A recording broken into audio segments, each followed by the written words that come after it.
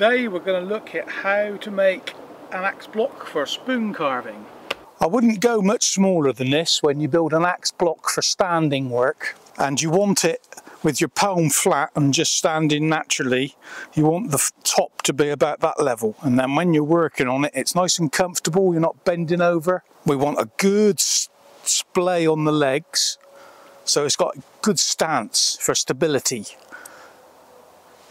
We don't want it all narrow and wobbly, you know, tipping over. Yeah, and good wide stance. Take a look at this bowl, mate. You know, it's like that. Yeah, you see what I mean? A nice wide stance, so it's fairly stable.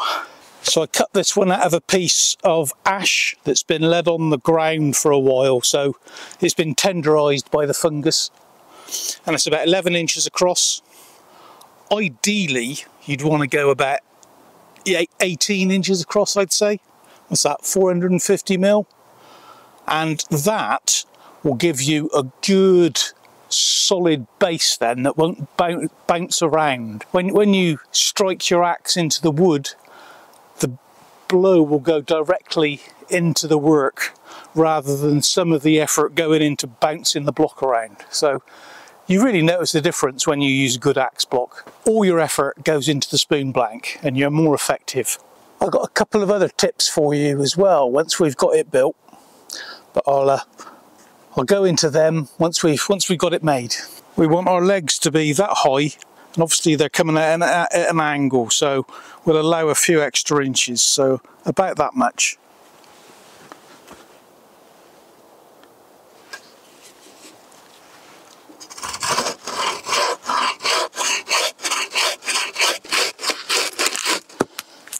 We want to split this into 4.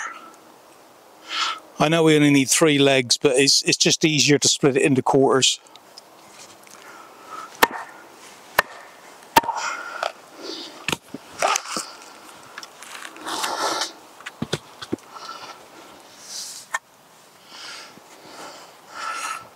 You notice I always use the axe across my body, so if it comes out of the wood, it will go there, whereas if I do it coming towards me, it can come out of the wood, go into the knee. We don't want that. Just try and get them as equal as you can.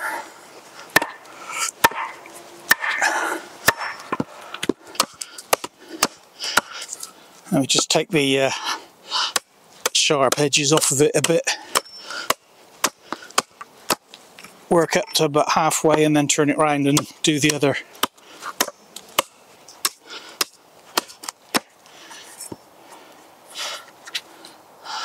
Yeah, that'll do.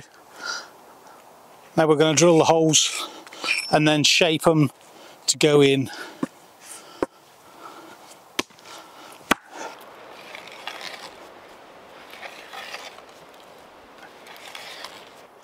Right, well, I've got the 3 holes drilled. And I'm just going to pick the widest point on this last leg. So yeah, this is wider, so I shall go with shall make this the top. So I want to taper it with the axe, but I want a nice long taper. So it's like a gentle wedge, so it'll fit into this hole and then I can tap it in.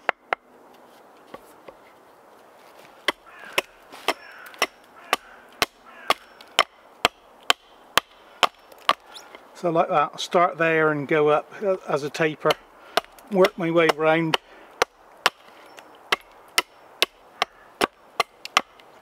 And then, when I start getting close, I'll probably finish it off with a knife. I do chest levers, which is pulling the wood and the knife at the same time. It's a very, very controlled cut.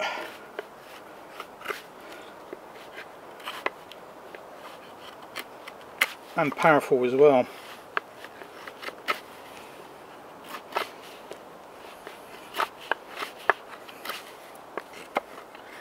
You could also do it like this, a bit like making a fire stick.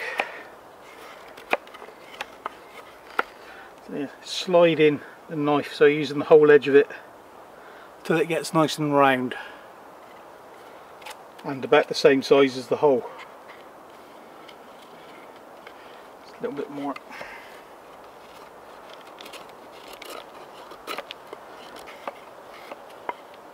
Yep, I reckon that's about it.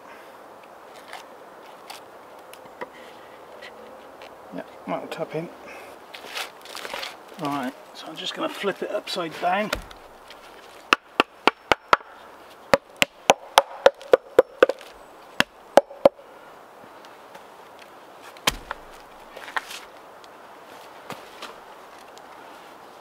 I want to have the outside of the tree facing outwards, just so as it's pretty really, and they're all matching.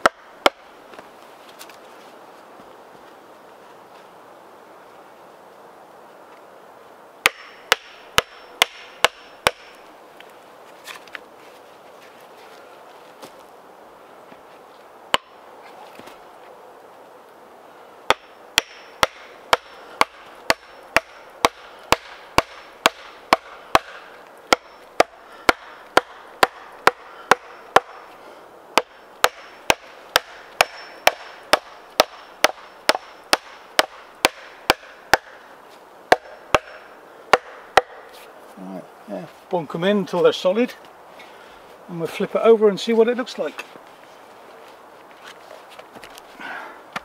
So yeah, it's just about ½ an inch too high for me, but with a bit of banging that's probably going to sink into the ground ½ an inch, so I reckon that is a proper job, you. If you've got a larger chopping block, some people cut 2 inches down and go in a few inches and then chisel that off so as they have a step, and that means that I haven't got any spoons cut out yet, but you can put it on your side and you can axe round the bowl easier. But what I like to do on a smaller block anyway is just to make a V. So where should we have it? I reckon that's a good spot. Oh yeah, it's a bit soft as well.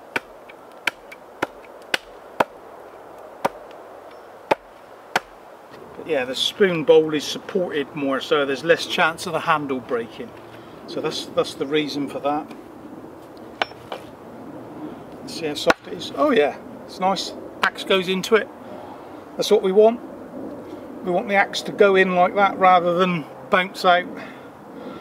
And then what we want as we use it, we'll start to get a bit of a divot in it, which helps to hold the spoon in place when you're working on it. So we're pretty much done. I've just got those little tips to show you. I've gone and found a piece of wood like this. It's just a hazel stick with a shoot coming out of it. And the idea of that is that I'm going to drill a hole in the side of the block there, knock this in, and then when I'm spoon carving and I'm working away, I can just hang my saw over this and it stays put until I want it again, so there's no hunting around looking for it. It can't fall down. I showed you how to make this in one of my earlier videos. And where am I going to be? I'm going to want to be working here, or that'll be working on the side, so I want my saw on this side.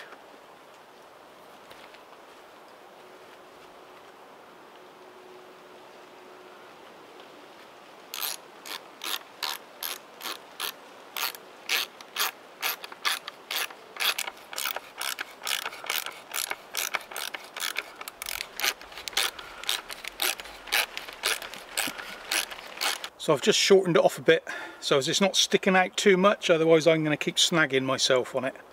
And I've tidied up the edges a bit, just so as it looks not too refined, pretty rustic, but looks like I've had a go at it. Oh, it's pretty much a fit, so I don't need to do much with that. Just take the bark off going in, and with the peg pointing up, just tap her in. Do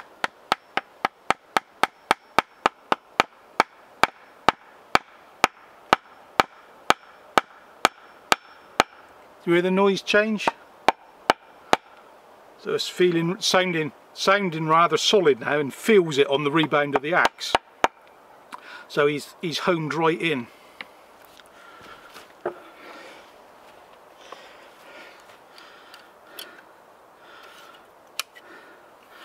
And now, woo, got a hanger for the saw. Loving it. Right, one more little idea for you.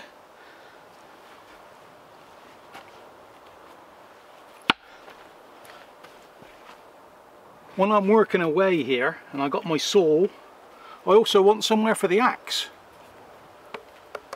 So if I can create something on this side that the axe drops into, I'm so used to it being able to have a hammer on my belt here hanging and my nail pouch on the other side. I know, you know, carpenters, it's all bloody electric screwdrivers and screws now, isn't it? But you know, I spent most of my working life with a hammer and nails.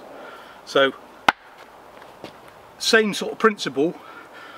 Most of your heavy work is on the chopping block, so why not have your axe easily accessible as well as your saw? You've got all the tools you need then. You don't have to move anywhere, you don't have to go looking for them. So what I've got here is a piece of leather, like a bit of leather belt, but you know, anything will do. A bit of, you know, handle off of one of those 1-ton sacks, something like that, and you take it to about there, and just gonna snip it, and we're just gonna tap this leather on,